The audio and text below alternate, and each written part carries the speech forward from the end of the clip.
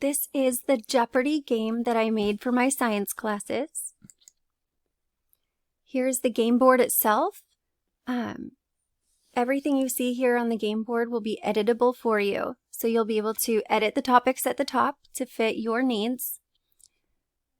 So let's say a student chooses skeletal system for 300.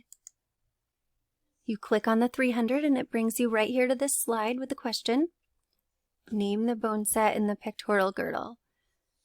The student answers, and then you click final answer over here in the bottom right corner, and it brings you to the leaderboards. Once at the leaderboards, you hit escape, and then you click on the text box to edit their score. Then you go back to present and click the boomerang to bring you back to the game board.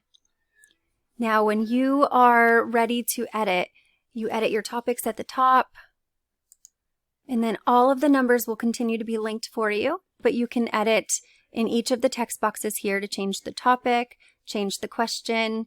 You can delete my picture of this mummy here and put in your own pictures.